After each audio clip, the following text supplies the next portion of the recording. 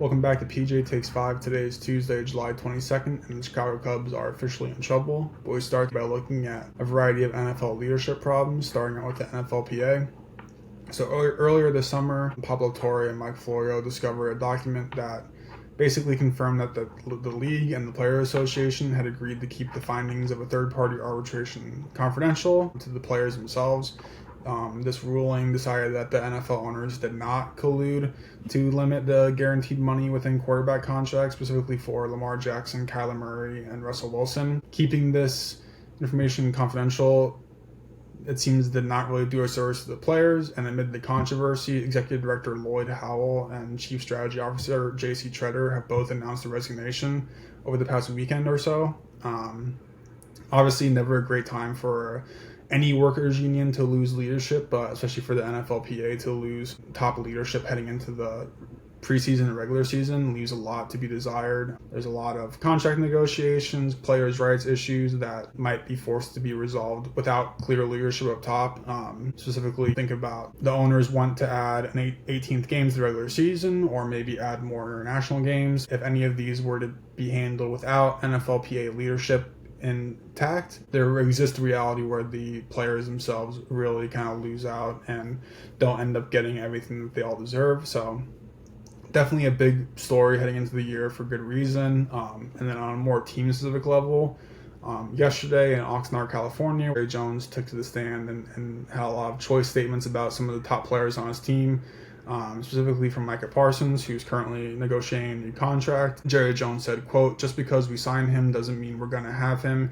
He was hurt 6 games last year." So first of all, Parsons only missed 4 games last year, but just in general, kind of a crazy thing to say about a player that you're actively trying to re-sign. Parsons is obviously one of the more valuable players in the NFL, and not just like defensive players or DNs, but just in general. And we saw Myles Garrett and TJ Watt both sign for about $40 million a year this offseason. So you would assume that Parsons would be trying to get about that much, if not a little more, to reset the market. And I'm sure Jerry Jones did not make life easier for himself or for the negotiation by stepping in here. And he also had some choice words for Dak Prescott, CeeDee Lamb, Trayvon Diggs, and Terrence Steele, all of whom have re-signed in recent years. But retired player J.J. Watt took to social media to basically condemn Jones' statements, saying, like, why would you say this stuff right before the season in general? Like, why would you go and antagonize your star players as you're getting ready for camp? To the point where Micah Parsons actually retweeted those comments. So definitely something to keep an eye on. I think he'll stick around with the Cowboys and just make an absurd amount of money, but I know like Bears fans are kind of clamoring for Parsons to be traded to the Bears. I think it's a little early for the Bears to put kind of all their eggs in one basket, but definitely a super interesting conversation and issue that only got a little more convoluted for the Cowboys, really for no reason other than for Jones to say something. And then going up north to the Bengals, owner Mike Brown was available to talk a little bit about the Shamar Stewart situation. So Stewart, the 17th overall pick last April, is the only first rounder who has yet to re-sign his rookie contract. And his representation is kind of hung up on some verbiage around the guarantees, and for good reason. There's been a lot discussed about Stewart's options, like could he return to A&M, could he go to a different league? It seems like playing in the NFL is the most straightforward answer and the one that makes the most sense and will probably likely happen. But Mike Brown kind of candidly talked about the situation and had some clumsy wording talking about trying to explain the situation. So he basically said if a player ends up in jail, you don't want to pay them guaranteed money under that pretense. And while that makes sense to compare a player that you haven't signed and you're trying to sign to a criminal is definitely a choice of words, and one that might not appease Stewart's representation. So just another situation that we'll be monitoring. I don't think he ends up getting traded or anything, but with Trey Hendrickson, who Brown did speak pretty favorably of as a person and a player, set to maybe make some money here. The Bengals want to try to pinch as many pennies as they can, and working out this verbiage might be the way to do that, but it's also important just to sign your rookie and get him in the camp for his first year so he can get the reps that he needs to.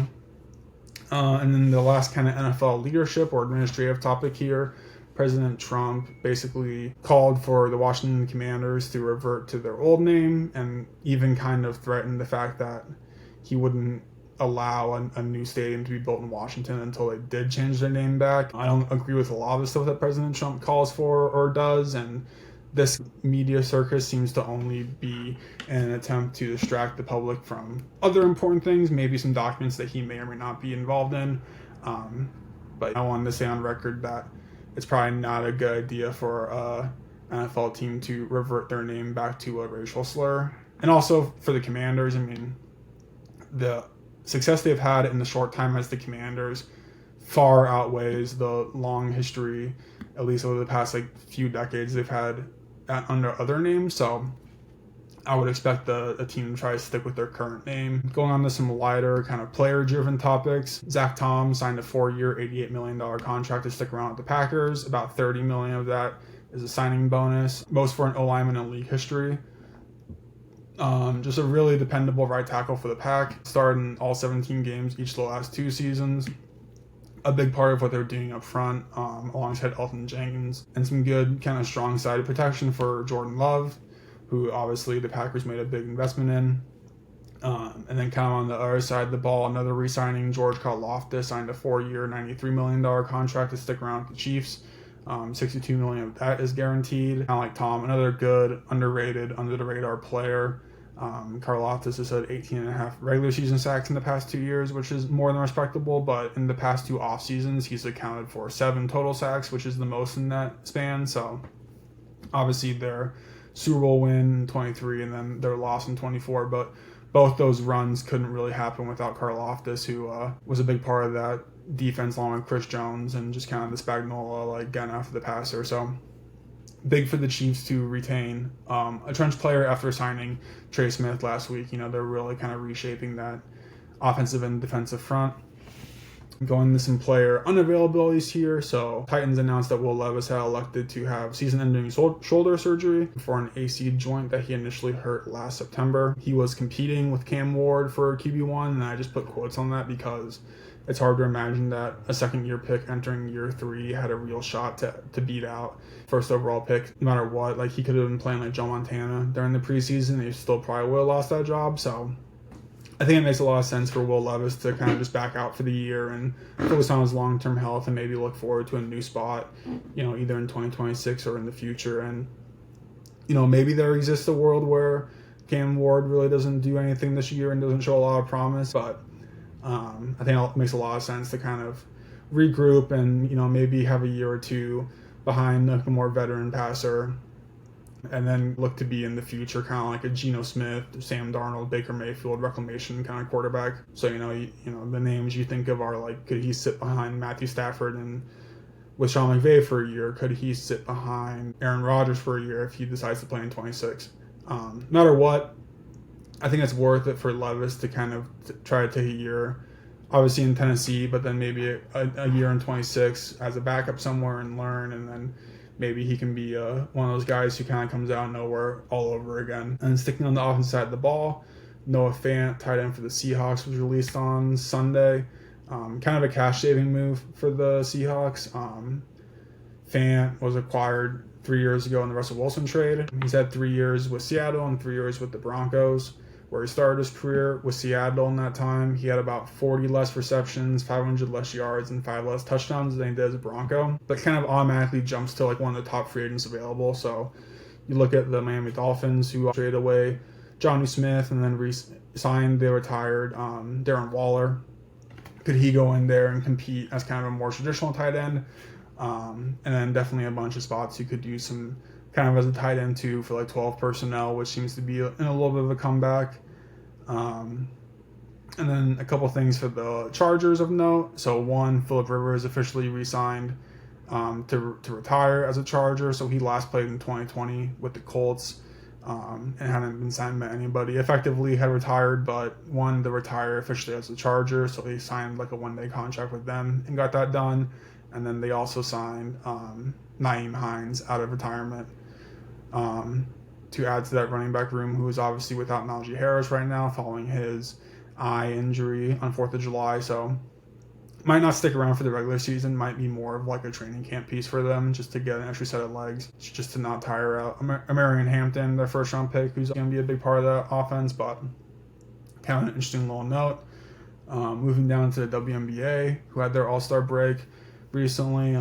Team Collier beat Team Clark 151 to 131, so a little 20-point blowout. And the captain, Collier, was named MVP. She had 36 points in the win. And then kind of rounding out their festivities, Sabrina Ionescu won the three-point contest for the second time in 3 years. And her teammate, Natasha Cloud, won the skills challenge. But much of the conversation coming out of the weekend has been about the kind of player movement. They were all rocking the "pay us what you owe us" t-shirts pregame. So their CBA is up at the end of the season.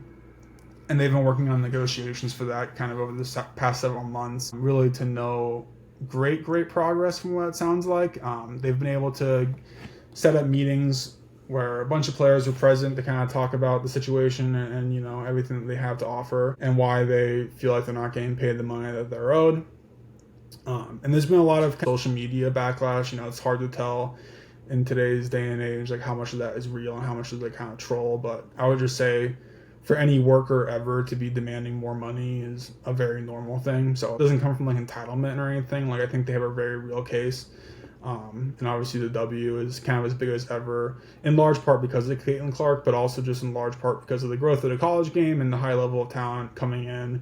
The expansion is coming this year and then also in the near future, not just because of kind of an increased appetite for the sport, but also just because there are so many good players coming out of college that the teams they have physically can't house like all the elite pro caliber talent that is being produced out of the college game. So definitely on the upswing, definitely an opportunity for the CBA to kind of iron out some of the problems and kind of set up for the growth that they're expecting in the next couple of years and to pay the players reflective of that expected growth. But definitely something that requires cooperation and a united front. And I know the united front part of it's key because Kelsey Plum, one of the more famous players in the W, one of the more well-known for sure, kind of had a jab at Team Clark following the game when asked to kind of clarify everything that they were fighting for. And she said basically that Team Clark wasn't really present for the meeting that morning. And she has since clarified that was kind of more of a joke and a playful thing.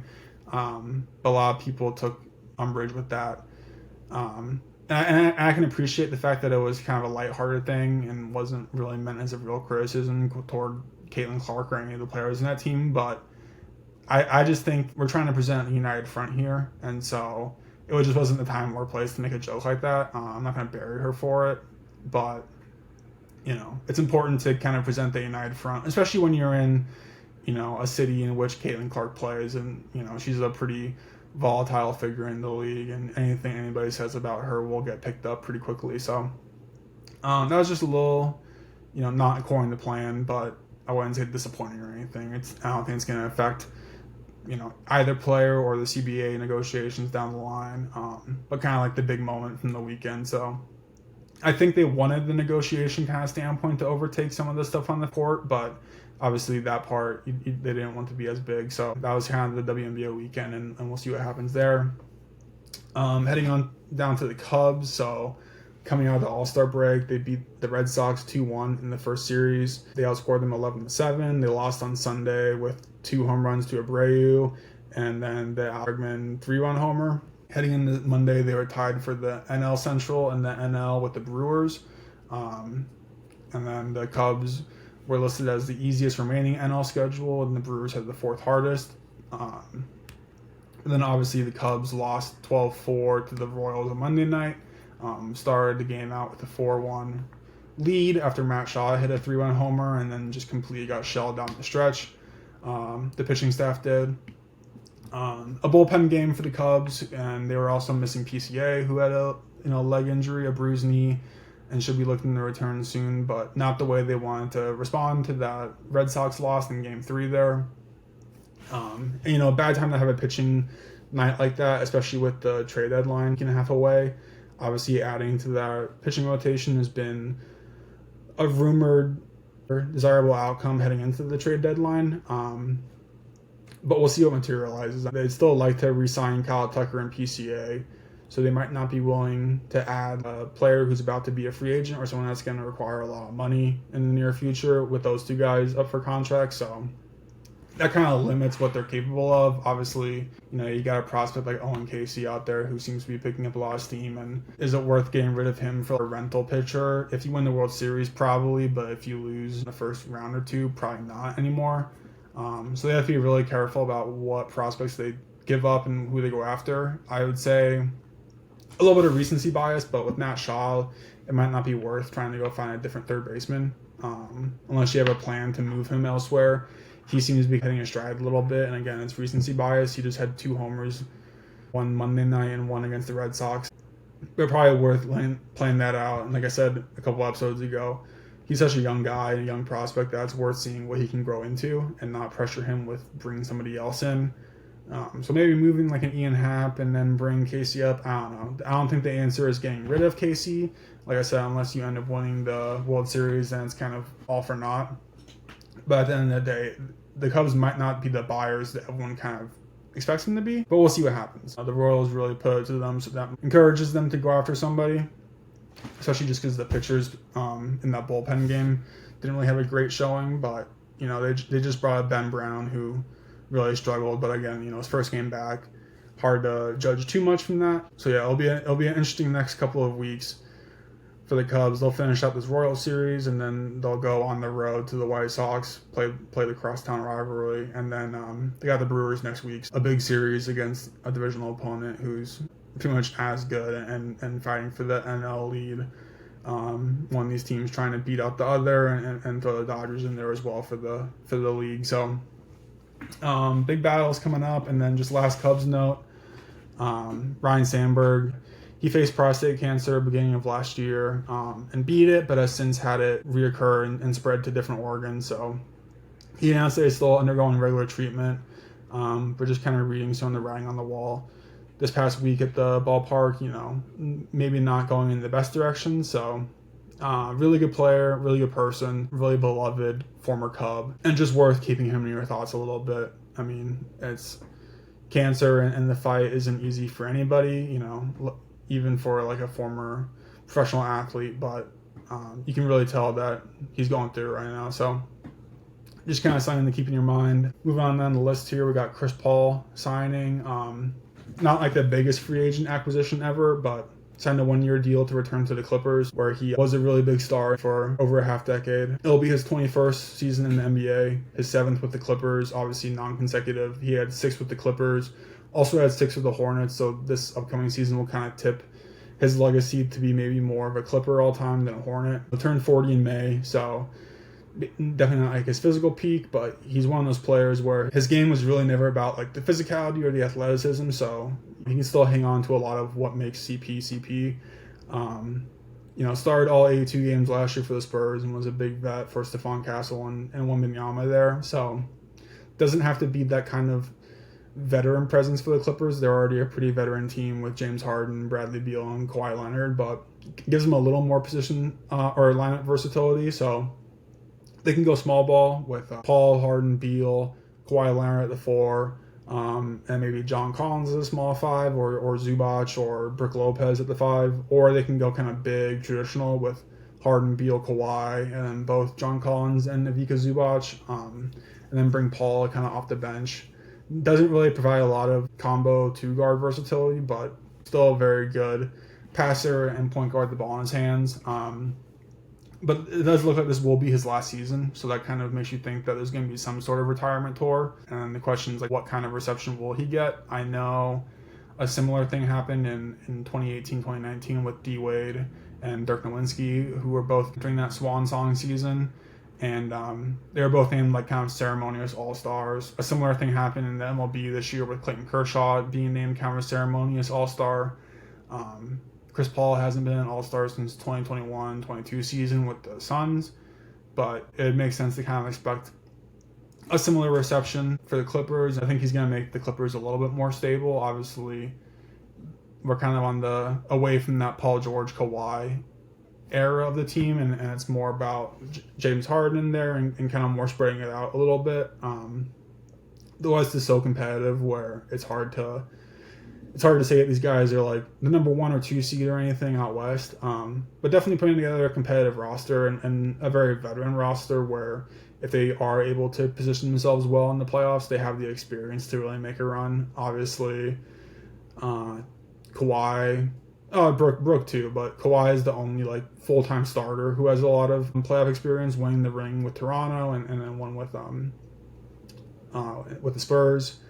But with the age and just a bunch of these players already, you kind of have to have some question marks about the health for the full year. Obviously, that starts with Kawhi.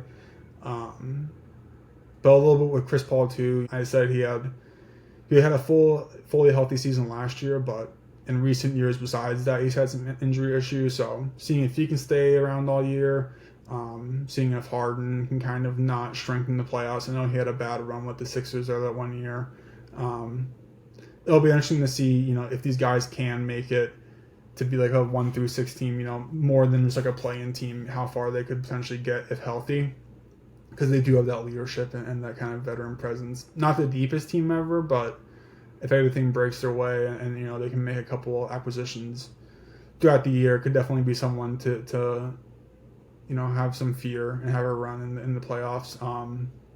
And the other big NBA acquisition, the Lakers signed Marcus Smart, who was bought out by the Wizards. So 2025 Marcus Smart maybe isn't the Defensive Player of the Year candidate, but still a pretty good budget kind of option for the Lakers. Put him next to Luka, and that kind of manages a bunch of the defensive concerns you might have about Luka. I don't know if it really raises the ceiling for the Lakers, but it probably raises the floor just a little bit, and kind of gives them a little more versatility if they end up getting rid of LeBron, which I know is a big kind of storyline this offseason, and one that we'll cover if he actually does get moved, just kind of in that stance of not covering the basic stories like that, even though we did talk about the Cowboys for a while here. But yeah, Smart gives him a little bit more versatility, definitely a little more of that veteran leadership outside of just LeBron and Luka, who's probably in year like 7 or something.